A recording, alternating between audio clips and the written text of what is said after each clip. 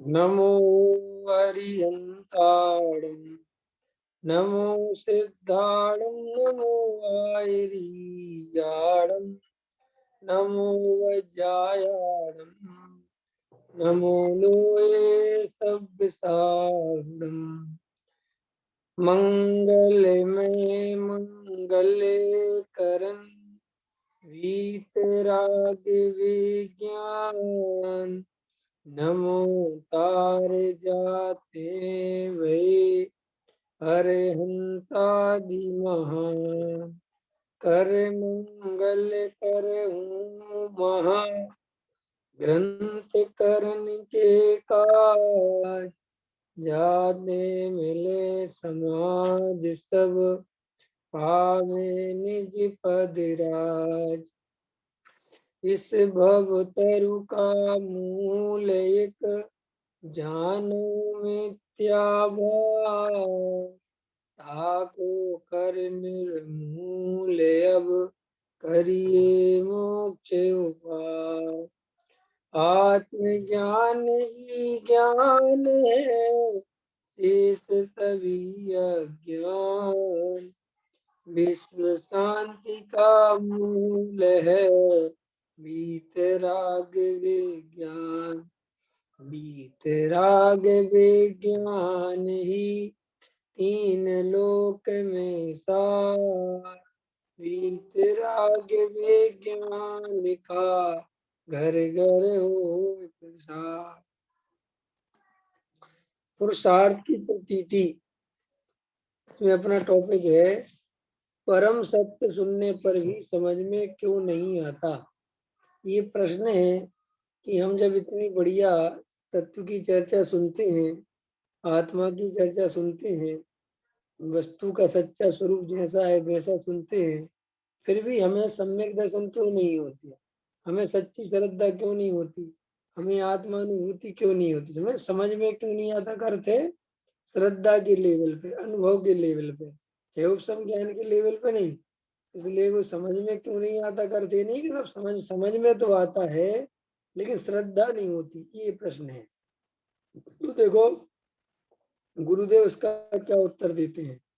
मैं लायक नहीं हूँ, मैं इसे नहीं समझ सकता, ऐसी दृष्टि ही उसे समझने में अयोग्य रखती है। ये बिल्कुल नॉर्मल बात है कि हमेशा सब जीवों को, अधिकतर जीवों को ऐसा लगता है कि मैं अभी आत्मानुभव के लायक नहीं हूँ क्योंकि मेरे परिणाम कलुषित हैं, मेरे परिणामों में निर्मलता नहीं है, मेरे तो पाप परिणाम है, मैं कहाँ से आत्मानुभव करूंगा, मेरे को तो ज्यादा ज्ञान नहीं है, मुझे तो शास्त्र बहुत समझ में कम आते हैं।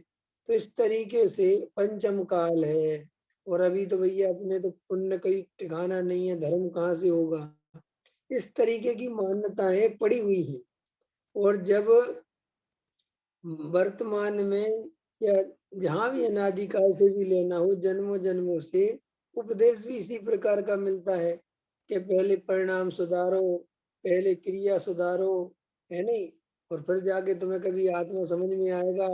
अरे पंचम काल में तो पापी जीव जन्म लेते हैं और तुम तो अभी वहां अन्याय नीति करते हो, अबक्ष खाते हो, कहाँ संवेद।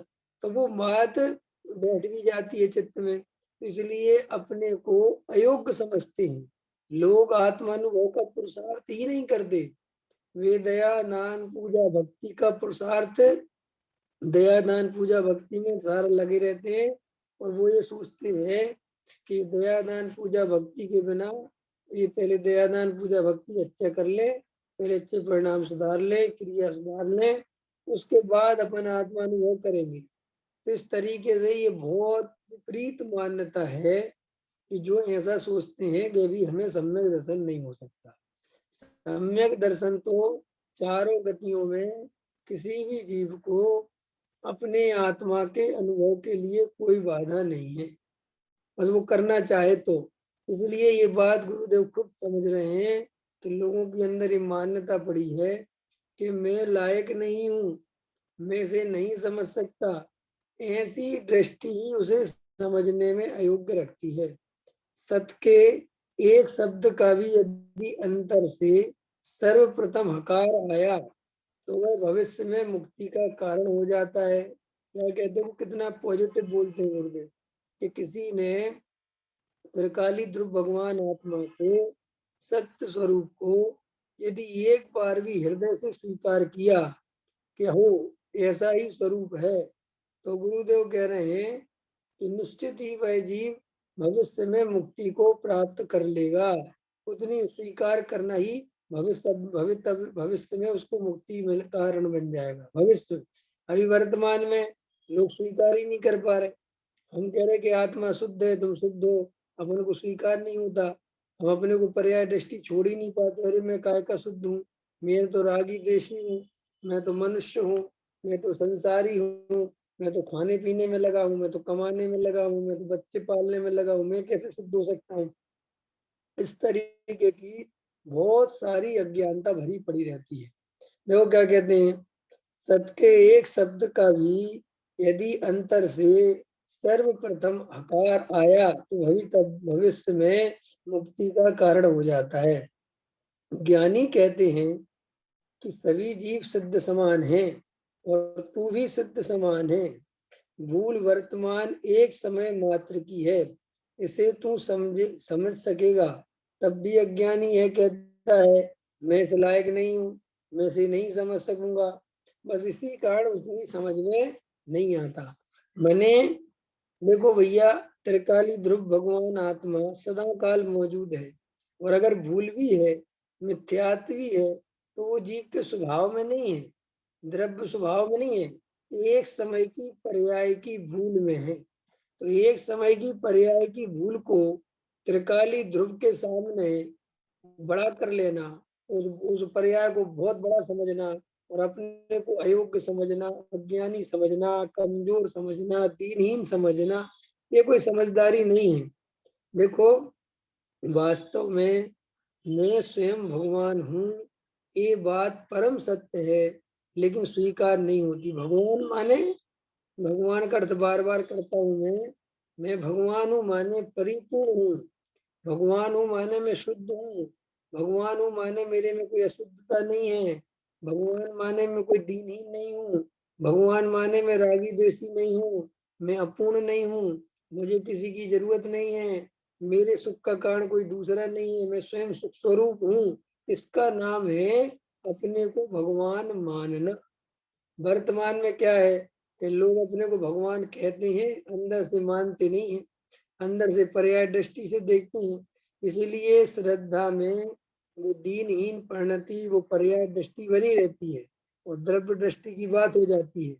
इसीलिए अंदर से स्वीकार चाहिए। जो गुरुदेव कहते हैं ना कि स्वीकार, तो ऐसा नहीं है शब्दों में स्वीकार या ज्ञान सब में स्वीकार या वाणी में या मन, नहीं, हृदय में जाके स्वीकार होना चाहिए कि मैं वास्तव में भगवान हूँ, परिपूर्ण हूँ, ज्ञान के अलावा मैं कुछ नहीं करता धरता, मेरा कभी नाश नहीं हो सकता, मैं कभी मर नहीं सकता, पर्याय बदलती हैं, मैं सदा काल रहूंगा, ये पर्याय आती जाती रहेंगी, इससे मेरे सुख दुख का कोई संबंध नहीं है। मैं त्रिकाली ध्रुव हूँ, मैं बना बनाया भगवान हूँ, परिपूर्ण हूँ, शुद्ध हूँ। ऐसी हृदय में जिस जीव को सच्ची श्रद्धा होती है, वो निरंतर आनंद को भोगता है। देखो हम इस पर्याय की कितनी चिंता करें, ये पर्याय फिर भी व्यय को प्राप्त होगी, मरण को प्राप्त होगी। हम इस मनुष्य भाव में कितनी ही व्यवस्था बनाए, शरीर की, संयोगों की, मकान की, दुकान की, रुपये पैसे, स्त्री पुत्र कुटुंब परिवार, सबकी चिंता कर करके मरे जाएं, लेकिन ये पर्याय बदले बिना नहीं रहेगी, ये पर्याय छूटेगी। इस पर्याय का मरण क्षण आएगा। जब जन्म क्षण है तो मरण क्षण उसी समय सुनिश्चित है। इसीलिए आचार्य कहते हैं कि तुम जिस पर्याय की चिंता में इतने परेशान हो रहे हो और आंसू बहा रहे हो और अंदर से दुखी हो रहे हो, खेत खिन्न हो रहे हो और पता नहीं कहाँ कहाँ भटक रहे हो, पर्याय को सुखी करने के चक्कर में, परिवार वालों को सुखी करने के चक्कर में, अपने पुत्र आदि को सुखी करने के लिए रात और दिन मेहनत कर रहे हो, लेकिन कोई किसी को सुखी कर ही नहीं सकता, क्योंकि सुख का कारण पर में थोड़ी ही है। मैं अपने बेटे को अरबों रुपए की संपत्ति छोड़ जाऊंगा, तो मेरा बेटा सुखी हो जाएगा, ये मान्यता मिथ्यात्व है। ख्याल में है कि नहीं प्रमोद जी? है मेरा अगर शरीर निरोगी रहेगा तो मैं अरे शरीर निरोगी भी रहेगा तो कितने दिन रहेगा, पर शरीर तो छोड़ना पड़ेगा ना। और आज तक किसी का निरोगी तो रहा नहीं, ये तो प्रयास झूठा है ना। दारा सिंह जैसों को ही मरना पड़ा ना, जो रात और दिन शरीर के पोषण में लगे रहे। यहाँ कौन बच सकता है? कोई बचने का प्रावधान नहीं। बुढ़ापा आएगा, डला रहेगा, शरीर सड़ेगा, ये स्वरूप है वस्तु का। तो इतनी चिंता जो अपन कर रहे हैं, लगे हैं रात और दिन परेशान हो रहे हैं, वो सब चिंता विचार करो तो वो चिंता करने लायक है कि नहीं? उस चिंता से कुछ परिणाम चेंज होगा कि नहीं?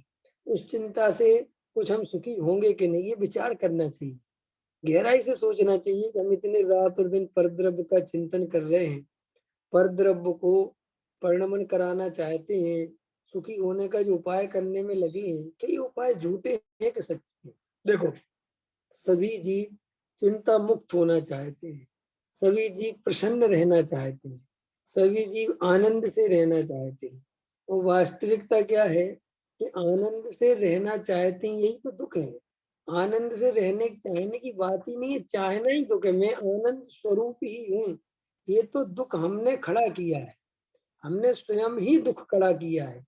जैसे बंदर को हांडी ने नहीं पकड़ा, हांडी को बंदर ने पकड़ा है। समझ में है कि नहीं यार? जैसे तोते को रस्सी ने नहीं पकड़ा, रस्सी को तोते ने पकड़ा है। समझ में आने? मैंने तोता सोच रहा कि मुझे रस्सी ने पकड़ लिया, लेकिन भाई साहब रस्सी तोते को क्यों पकड़ेगी?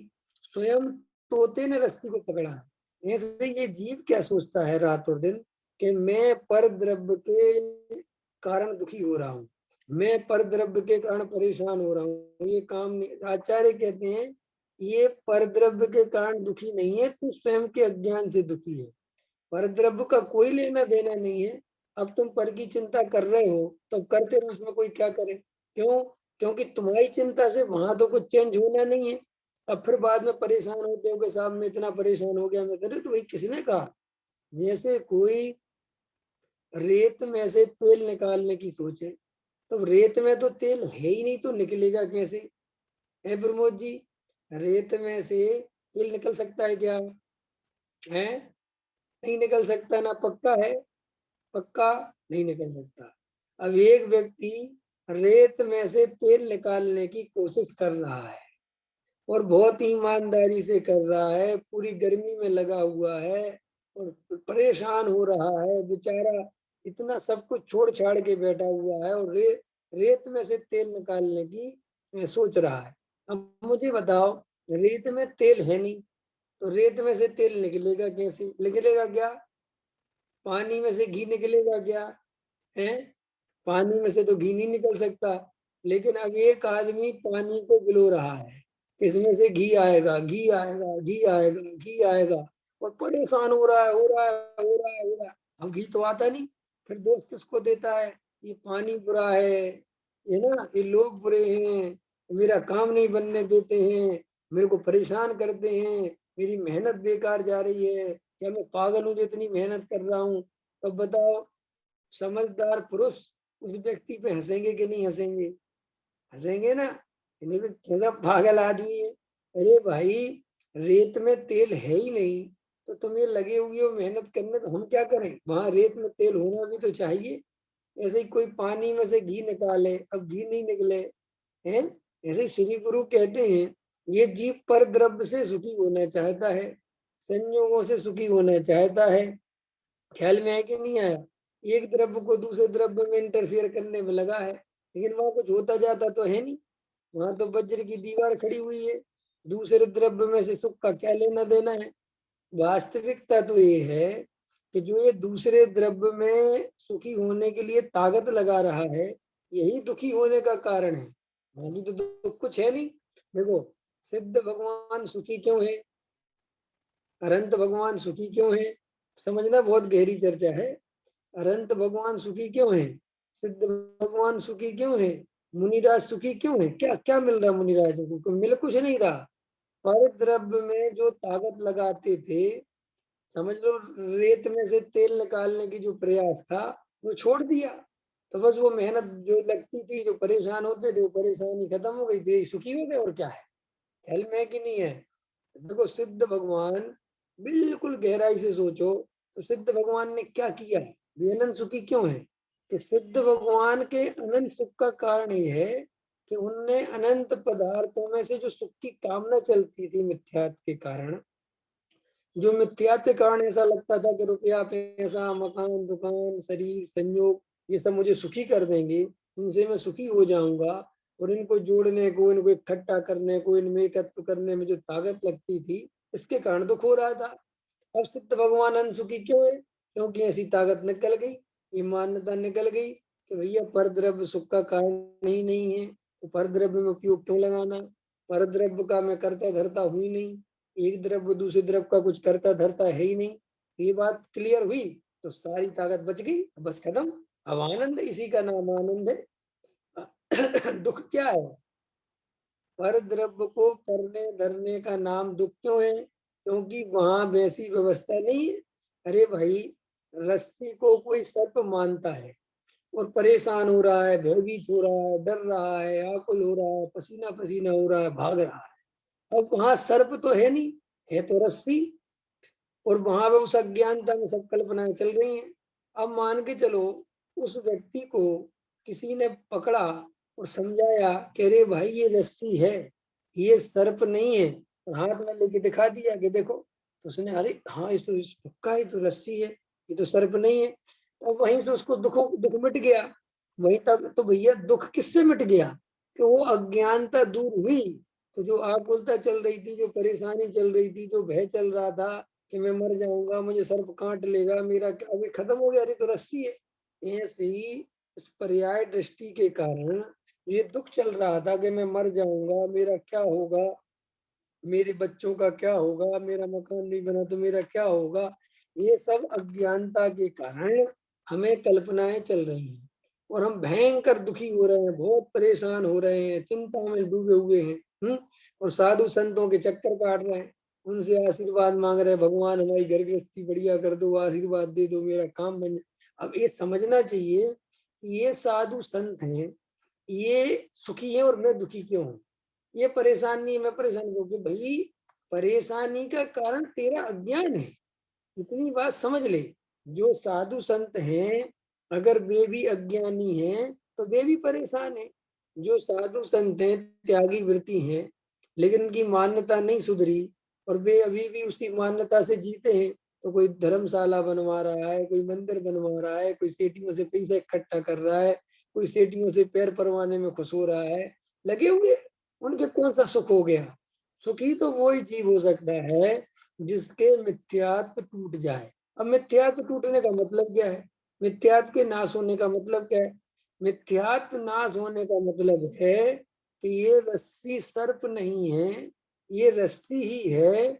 ये बात श्रद्धा में जम जाए तो वहां मिथ्यात्व मतलब दुख टूट गया, अज्ञानता टूट गई, सुख हो गया। माने सुख, सुख होने का कोई काम नहीं, सुखी माने ये समझ लो कि तो सुख स्वरूप ही हूं मैं, फिर दुख क्यों है, क्योंकि अज्ञानता से, विपरीत अज्ञानता। जैसे रस्सी तो रस्सी ही है, वहां कोई दुख का कारण मौजूद नहीं है, लेकिन मैंने ही अपनी अज्ञानता से, मैंने ही ऐसी कल्पना करी कि ये रस्सी नहीं, ये सर्प है, और मैं महा आकुलित हो गया, दुखी हो गया, भयभीत हो गया, परेशान हो गया। वहां तो रस्सी ने तो कुछ किया नहीं, ये तो स्वयं के अज्ञान से। ऐसे ही पर द्रव्य ने कुछ नहीं किया, उद्गल ने कुछ नहीं किया, शरीर ने कुछ नहीं किया, कुटुंब परिवार मकान दुकान किसी ने कुछ नहीं किया। इस जीव ने स्वयं ही अपनी कल्पना करके पर द्रव्य को सुख का कारण समझ लिया, उद्गल को सुख दुख का कारण समझ लिया, शरीर को अपना समझ लिया, परिणामों को अपना समझ लिया, और सबको अपना समझ के अब परेशान हो रहा है कि अब ये क्या हो रहा है, ये बच्चा मेरी नहीं सुनता, ये शरीर मेरे अनुसार, अब परेशान। आचार्य कहते अब इसका कारण ये स्वयं का ज्ञान है। अगर इसे ये बात समझ में आ जाए कि ये शरीर में नहीं हूँ, ये शरीर मेरा स्वरूप नहीं है, ये मेरा अपना तो जहाँ चल रहा है पर द्रव्यों में, ये सब भिन्न द्रव्य हैं, तो श्री गुरु कहते बस दुख मिट गया। क्योंकि दुख कोई वैसा नहीं है कि साहब ये दुख है। दुख तो अज्ञानता से, कल्पना से प्रारंभ हुआ और कल्पना मिटी तो जीव सिद्ध स्वरूप था ही, बस आनंद प्रारंभ हो गया। तो देखो, गहराई से विचार करो, मिथ्यात्व ही दुख का कारण है और कोई दुख का कारण नहीं है। जैसे समझदार पुरुष कहेगा कि ये जो रेत में से तेल निकालने की मान्यता है, दुख का कारण ये है ना। तो रेत दुख का कारण है, ख्याल में आया कि नहीं आया? समझ में आया? और तेल निकालना चाहता, ये भी दुख का कारण नहीं है, लेकिन गलत चीज में से तेल निकालना चाहता है जिसमें तेल नहीं है, सो दुख का कारण है। ऐसे ये जीव सुखी होना चाहता है तो आचार्य कहते हैं कि ये कोई गलत बात नहीं है, सुखी होना तो ठीक है, लेकिन जिन आधारों से सुखी होना चाहता है, जिन तरीकों से सुखी होना चाहता है, वहां दुखी हुए बिना नहीं रहेगा। क्यों? क्योंकि वहां सुख है ही नहीं। जैसे रेत में से तेल निकलेगा नहीं, ऐसे ही पुद्गल में से सुख आएगा नहीं। वही इतनी क्लियर है। जैसे रस्सी सर्प कभी बनेगी नहीं, लेकिन अज्ञानता से सर्प की कल्पना करी जा सकती है, ऐसे ही पुद्गल में से कभी सुख आएगा नहीं, लेकिन अज्ञानता से सुख की कल्पना की जा सकती है। सचिन जी समझ में आया? प्रमोद जी समझ में आया कि नहीं आया है प्रमोद जी? कि जैसे रस्सी तो रस्सी ही है, लेकिन उसमें सर्प की, सांप की कल्पना की जा सकती है कि नहीं की जा सकती? की जा सकती है। क्यों? कि थोड़ा सा वो सर्प जैसी दिखती है, लेकिन सर्प बिल्कुल नहीं है। ऐसे ही पुद्गलों में से, पंचेंद्रिय के विषय भोगों में से सुख नहीं आता, लेकिन उनमें से सुख आता हुआ भ्रम से दिखता है, कुछ ऐसा संबंध है। तो बस उससे लगता है कि सुख तो इसी से आ रहा है। अब वो मान्यता तोड़नी है, अब वो ज्ञान तोड़ना है। अब वो कैसे टूटे? भैया स्वयं से टूटे, स्वयं विचार करे, स्वयं बार बार अभ्यास करे, देखे, गहराई में जाए। जैसे अब वो रस्सी से दूर दूर भागे और सर्प मान के डरता रहे तो कैसे काम चलेगा? एक बार आंख गड़ा के देख, रस्सी है कि सर्प, एकदम गहराई से देख, देख उसको, ये हिलता डुलता है कि नहीं, इसमें कुछ प्राण है कि नहीं, सर्प ऐसा ही होता है कि नहीं, ऐसा विचार करो। यदि आचार्य कहते हैं कि तुम वस्तु स्वरूप का ऊपर ऊपर से नहीं, गहराई से विचार करो, एकदम ताकत लगाओ कि क्या अच्छा मकान होने पर मैं सुखी हो जाऊंगा, बड़ी दुकान होने पर क्या मैं सुखी हो जाऊंगा, मेरे बड़े बच्चे हो जाने से क्या मैं सुखी हो जाऊंगा, ये निरोगी शरीर रहेगा तो क्या मैं सुखी हो जाऊंगा। अरे जिन लोगों के बड़ा मकान है, बड़ी दुकान है, निरोगी, क्या वे सुखी हो गए? क्या उनके कोई आकुलता दिखाई नहीं देती? और अगर ये सुखी हो गए तो कितने दिन सुखी रहेंगे? ये पर्याय कितने दिन रहेगी? ये आकुलता का कारण क्या है? ये शरीर शरीर संयोग, ये सबका परिणमन कैसे हो रहा है? ये शरीर और आत्मा एक है कि नहीं? इन सब का गहराई से श्री गुरु कहते हैं तुम विचार करो। इसका नाम है तत्व विचार, इसका नाम है वस्तु स्वरूप।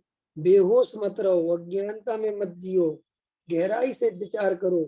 तो तुम्हें धीरे धीरे, जैसे वो गहराई में देखता है कि ये सर्प नहीं, ये रस्सी है, ऐसे ही पर जीव जब गहराई में जाता है तो समझ में आता है कि अरे ये शरीर मैं नहीं हूँ, ये शरीर मेरा स्वरूप नहीं है, मैंने भ्रम से शरीर को अपना माना था।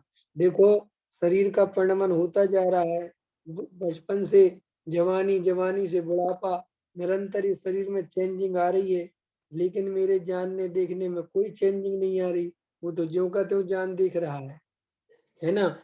ऐसे ये बाहर में, जब मैं बचपन में सोचता था कि ये काम पूरा हो जाएगा तो मैं व्यवस्थित में सुखी हो जाऊंगा, लेकिन वो काम हो गया फिर भी मैं सुखी नहीं हुआ। फिर मैंने सोचा ये काम हो जाएगा फिर मैं सुखी हो जाऊंगा, फिर भी मैं सुखी नहीं हुआ। तो ऐसा कर करके तो ये जीवन खत्म होने को आ रहा है। तो इसका मतलब, जो वास्तविक ज्ञानियों ने कहा है कि ये शरीर, संयोग, मन, वाणी, कर्म, उदय, ये सब परद्रव्य हैं, इनसे मेरे सुख का कोई लेना देना नहीं है। तो ये धीरे धीरे श्रद्धा मजबूत होती है, धीरे धीरे निर्णय मजबूत होता है, आत्म तत्व की सच्ची प्रतीति होती है। लेकिन जो जीव विचार ही नहीं करते, वस्तु स्वरूप को समझने ही नहीं चाहते, और खाने पीने के सुधारने को धर्म समझते हैं, क्रियाकांड को धर्म समझते हैं, पुण्य को धर्म समझते हैं, पुण्य को भला मानते हैं, वे जीव मिथ्यात्व का नाश कैसे करेंगे? मिथ्यात्व का नाश करने वाला तो तत्व विचारशील होना ही चाहिए।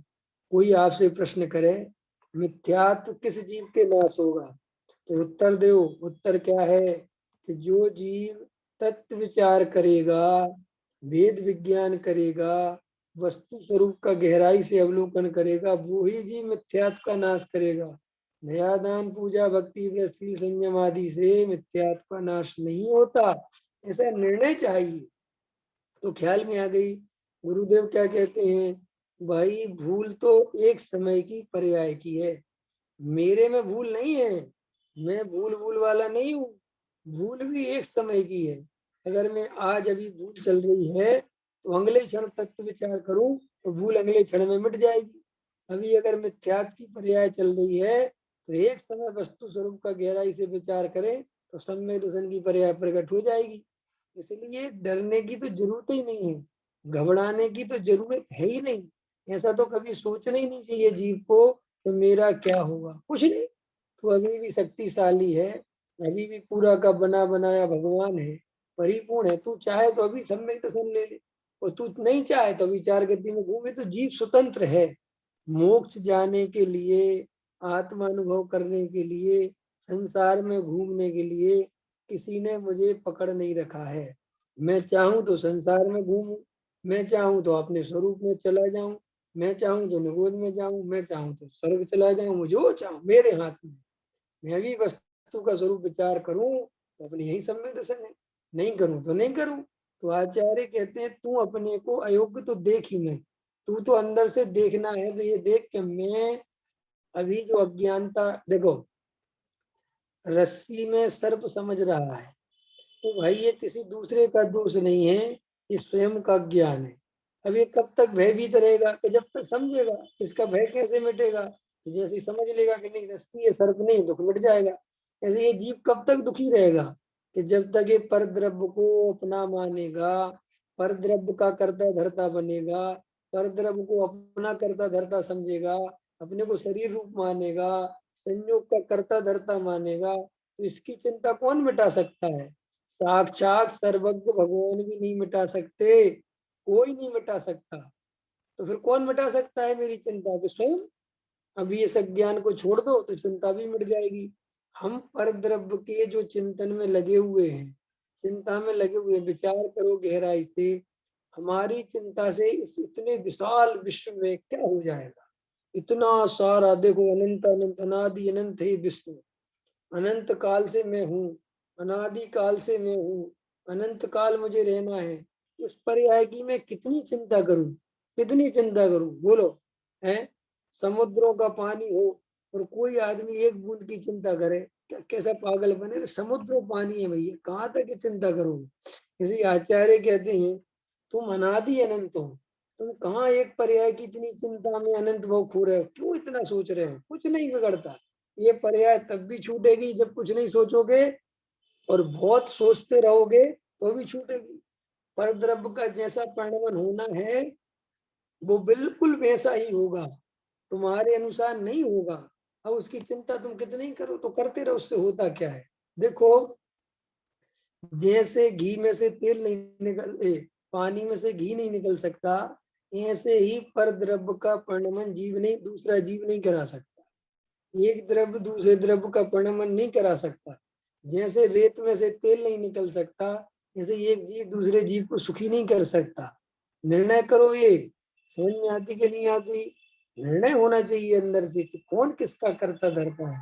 देखो आचार्य भगवंतों ने, ज्ञानियों ने जो जीव को कर्तृत्व छुड़ाया, तो वस्तु स्वतंत्रता की घोषणा करी, पुद्गल परमाणु स्वतंत्र है, एक एक कण स्वतंत्र है, ये घोषणा सर्वज्ञ भगवान ने क्यों करी? क्यों ऐसा बताया कि भैया तू ये जो भार लेके बैठा हुआ है कि मुझे करना है करना है, मैं नहीं करूंगा तू कौन करेगा, इस भार के कारण तू दबा जा रहा है, मरा जा रहा है, परेशान हो रहा है, आकुल व्याकुल हो रहा है, तेरे हार्ट अटैक आने की स्थिति बन रही है, परेशान हो रहा है, ब्लड प्रेशर हो रहा है, कुछ नहीं रखा। और जबकि तेरे अनुसार, तेरी चिंता के कारण एक भी पुद्गल परमाणु इधर से उधर होने वाला नहीं है।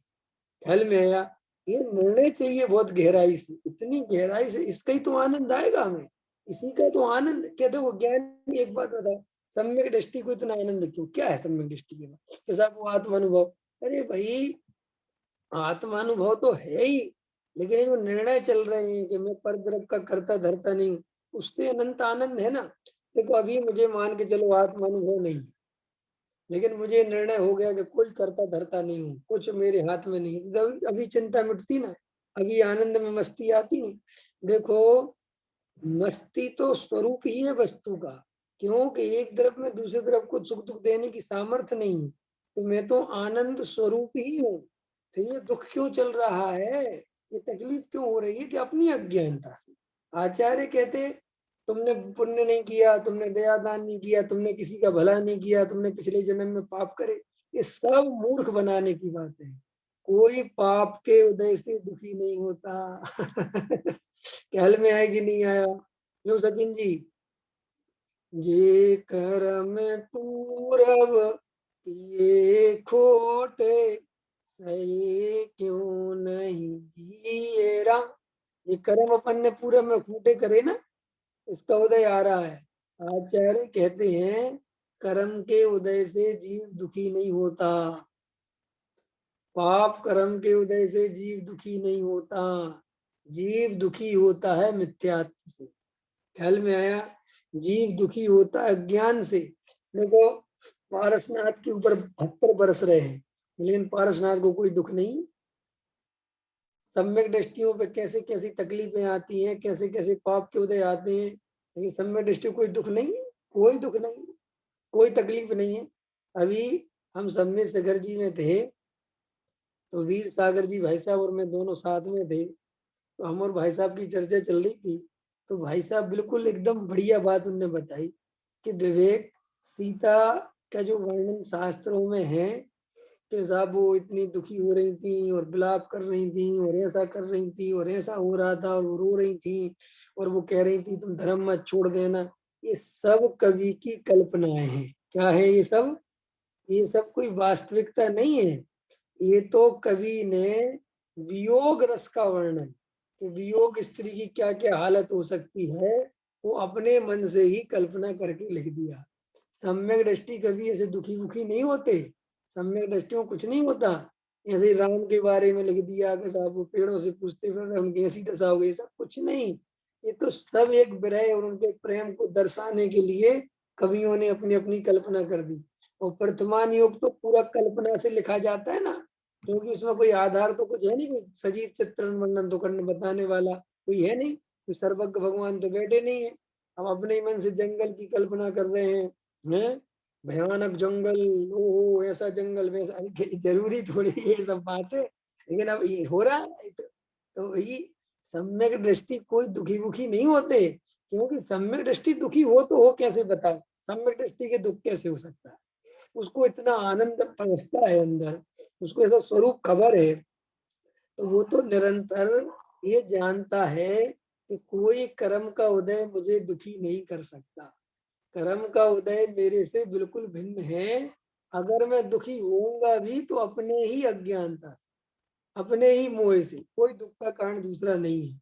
देखो सम्यक दृष्टि को समझ लो, राग आया, घर गृहस्थी की चिंता आई, तकलीफ आई, विकल्प आए, तो भी सम्यक दृष्टि अंदर से दुखी नहीं होता, उसको दिखाई देता है ना ये चिंता भय ये सब राग ये सब मेरे से भिन्न है, और ये वर्तमान में इस पर्याय में ऐसी स्थिति है, योग्यता है, जिसके कारण ये आकुलता चल रही, मेरा स्वरूप है। इसका आनंद तो उसे प्रति समय झलकते ही रहता है ना, और उस आनंद के सामने इस दुख की क्या बात करना। जैसे देखो ऐसा समझ लो, एक आदमी के 10 करोड़ रुपए बैंक में जगह जमा है, उसका बड़ा मकान है, उसकी सब व्यवस्थाएं हैं, लेकिन उसका रास्ते में पर्स चोरी हो गया।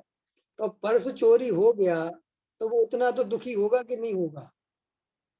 है, जो परेशानी पर्स के बिना होगी वो तो होगी ना उसे, लेकिन उसकी श्रद्धा में तो वो कोई भिखारी थोड़ी हो गया, वो कोई अंदर से दीनहीन थोड़ी हो गया, कह रहे मैं तो लुट गया, कुछ नहीं, ठीक है यार 2-5 हजार रुपए रखे थे चले गए। वैसे वो दुखी भी होता है, परेशान भी होता है, पुलिस में जाके कंप्लेन भी करेगा, लेकिन अंदर से वो अपने को दीनहीन अनुभव नहीं करता, वो अपने को भिखारी नहीं मानता। मानता है क्या? अगर उस समय वो किसी से पैसा भी मांगेगा तो उसमें दीनहीन परिणति नहीं होगी बिल्कुल भी। उसके अंदर पूरा बल होगा, उसे कोई डर नहीं लगता। ख्याल में है कि नहीं? उसे ऐसा लगता मैं कैसे करूं, कुछ नहीं, अंदर से उसको अपना पता है। ऐसे ही सम्यक दृष्टि जीव संयोगों के बीच में रहता है, वहां की सारी व्यवस्था देखता है, स्वरूप समझता है, उसको सब उदय की खबर, योग्यता की खबर, निमित्त सब खबर है, पांचों समवाय सम्यक दृष्टि बहुत गहराई से जानता है। सम्यक दृष्टि योग्यता भी जानता है, सम्यक दृष्टि स्वभाव भी जानता है, पुरुषार्थ भी जानता है, निमित्त भी जानता है, काल लब्धि भी जानता है। समझ में है कि नहीं आया? सब दिखाई देता है, उसे सब कुछ खबर है।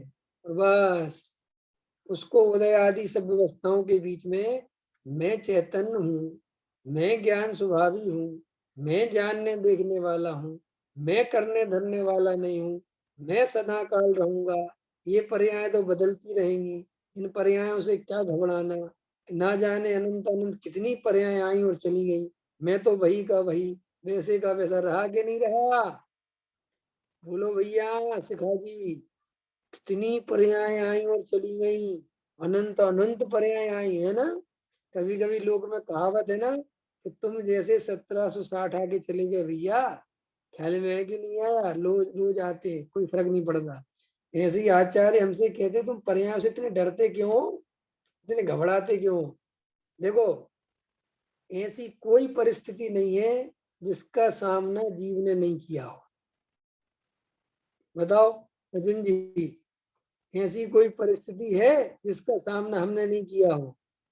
पहले नरक के दुख, दूसरे नरक के, तीसरे नरक के, चौथे नरक के, पांचवें नरक के, छठवें नरक के, सातवें नरक, सब दुखों को भोग के आया है।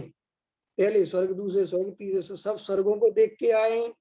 सब त्रियंच गति की जंगलों की अवस्थाएं, कभी हिरण बने, कभी बिल्ली बने, कभी सुअर बने, कभी शेर बने, कभी चीता बने, कभी चींटी बने, कभी मच्छर बने, पता नहीं क्या क्या क्या क्या हुआ है। लेकिन मेरे त्रिकाली ध्रुव भगवान आत्मा में नो चेंजिंग, उसमें कोई फर्क नहीं पड़ा।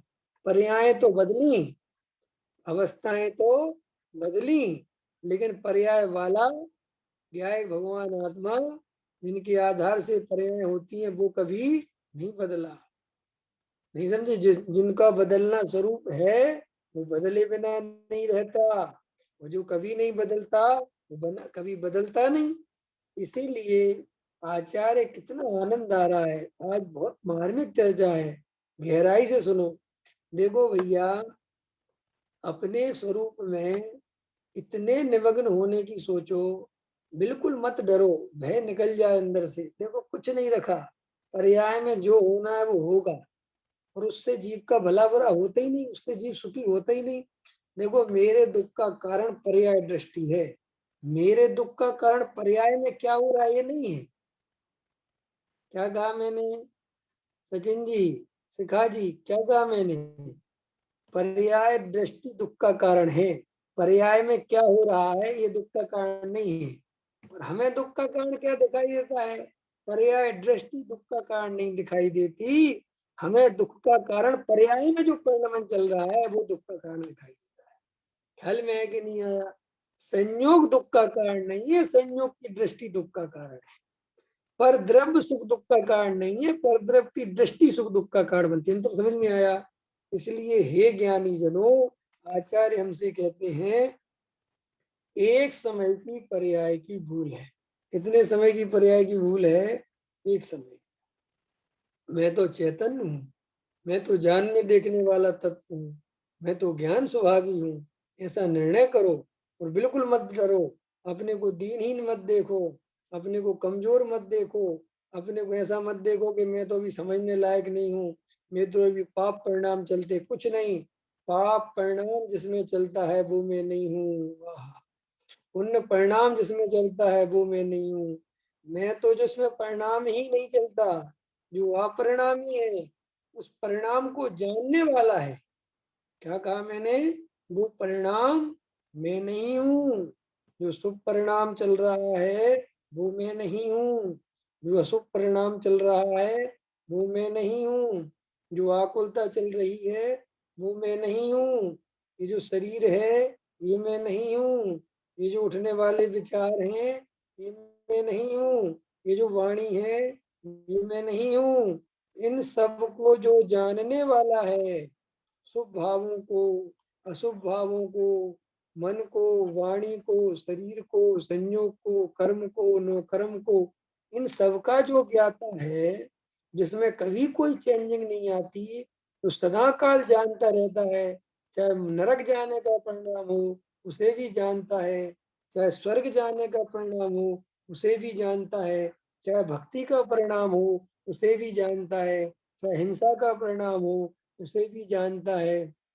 जो सिर्फ जानता है, जिसमें और कुछ नहीं होता, वो मैं हूँ, वो मेरी सत्ता है, वो मेरा स्वरूप है, वही मैं हूँ। ऐसा स्वीकार करने वाला, ऐसा निर्णय करने वाला, ऐसा एक्सेप्ट कर लिया जिसने कि ये मैं हूँ, श्री गुरु कहते हैं वो सम्यक दृष्टि है, वो धर्मात्मा है। अब 3 काल में उसे कोई दुखी नहीं कर सकता। तो अगर हमें दुखी होना हो तो पर्याय दृष्टि करो, और सुखी रहना हो तो द्रव्य दृष्टि रखो। ख्याल में आया? अभी का समय हो गया। सहजानंद